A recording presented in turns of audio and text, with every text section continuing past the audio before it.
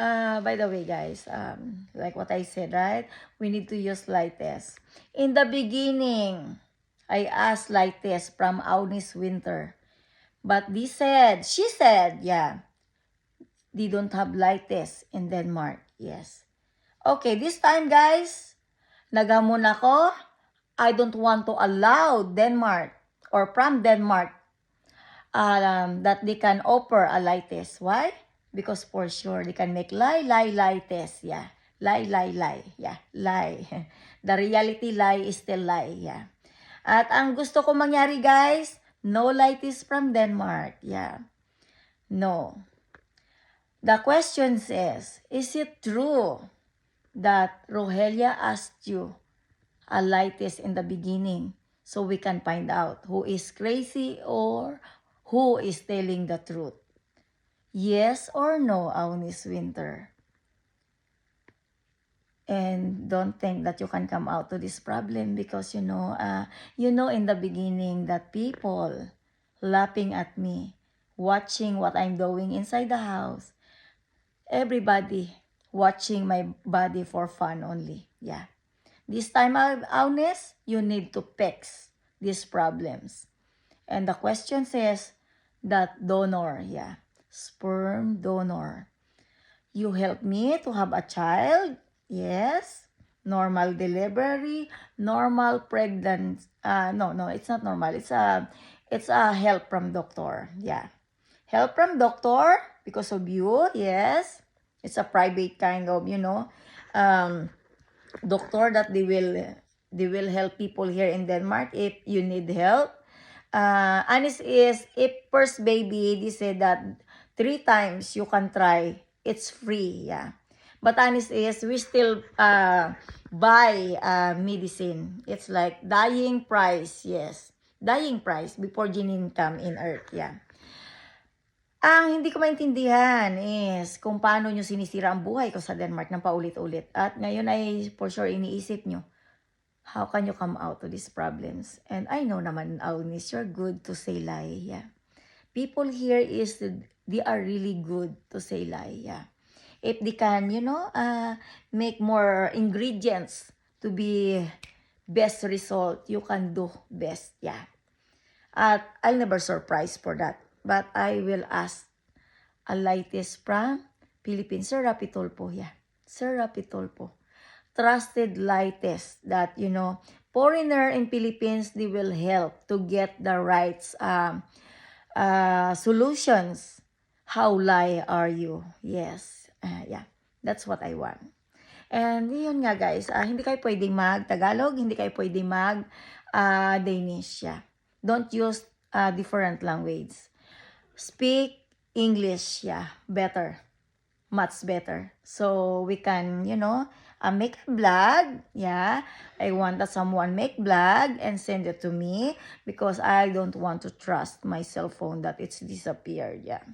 By the way, that's it, guys. Honest is my plan if I'm done studying, after 3 years that I take a Danish course, I want to continue to have to learn gown designer. But that time that I asked, they don't have. It's only in Copenhagen. So I don't have any choice, guys. I need to try another. I try. And they make it filled. Destroyed. And ruin my life is the best way solution for them. Yeah. This time, guys, I want to be a YouTuber. Honest is, I can make a song. Yeah, I can write a song. Honest is, one of my song that I wrote is gone, but it's still there in my YouTube channels. That's why I'm still lucky. But you know what? I dream to be not gown designer anymore. I want to get some person to make gown and make it for rent. Yeah, I want to be a tutorial daw guys sa tenga ko. Best tutorial. Wedding coordinator. Yeah, I want to be a wedding coordinator and I hope that someday it's happen because I I want to start a new life if I'm going back to Philippines. Yes.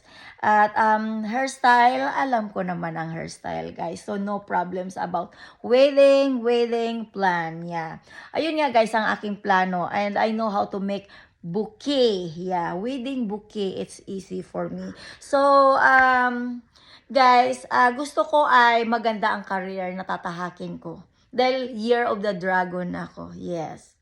I'm Year of the Dragon, and I know if you are Year of the Dragon, lucky ka. Lucky ka na ipinanganak ng Year of the Dragon. That's why I want to continue my new life in Philippines. And I cannot continue my new life if they always following wherever I go and bullying me. Stop. I ended this now. And that's the reason why I asked help in the government. I want to solve these problems that Denmark didn't want to help me to solve. Honestly, it's very simple, yeah. Very simple. And to Yen, you have a credits to me, right? 180 hours that you use me plus 2023, it's too much, yeah. 2023, I didn't count it. But this year's, you need to pay me, yeah. You need to pay me 2024 salary, yeah. Yes to Yen, you need to pay me, yeah. Don't be proud to yourself that, you're free because there's no contract. Honest is, even that there's no contract, you have a responsibility to pay me back because I work hard for it. Yeah. Ayun, nagets mo ba? Ang may-ari ng Saigon Box, you need to pay me back. Yeah. Ayun lang. By the way, thank you so much. And I hope that you can enjoy watching my YouTube channels. Good luck sa laban na ito. Yes. This is fight between Rohelia and Denmark. I know that it's hard to fight them back. But I want the reality to have a silent life. Kasi kapag nasa Pilipinas ako, dinidemonyo ako ng tao sa pandan at mga tao sa paligid ko. Lalo na yung mga kapitbahay kong mga inggitera. Yeah. How can I move away and move on, Denmark? If you always have a contact to stupid people, idiot people cannot understand the reality why you bullying me. Yeah. And I don't want to fight to the person that even lightning or thunder, she cannot translate to me. Yeah, transfer the money, translate the words. Yeah, difficult words. Yes. How nice to the quack shouting to my ears. If you want to be my translator, you're welcome to go in Pandan. See you there. Okay, see you there. Yeah. Oh, my dear, yeah. My dear beloved neighborhood in Grino. If you are unhappy to see my face, honest is, I'm there in Philippines already, but you didn't stop attacking me using black magic. Yeah. Mangkukulam. Yes. Until now, kinukulam mo pa rin yung tenga ko to follow your mouth wrong grammar. Yeah. And it's not my fault if you follow the step of wrong grammar here in Denmark. Yeah. It's not my problems. Okay? Don't shout to my ears, my dear. My dear oink oink, yes. And you know what? Be good to your own daughter. Be proud that you have a child.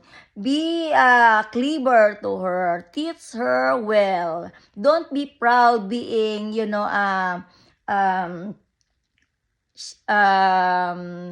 what do you call that?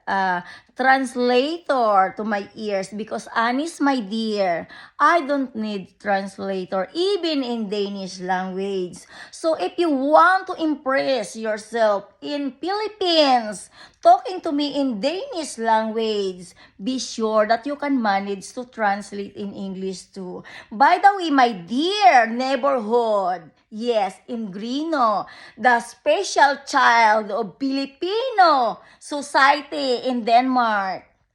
See you in Pandan. If you want to translate my language in Danish, go ahead. Okay? Bye now. See you soon. Yeah, see you. Bye.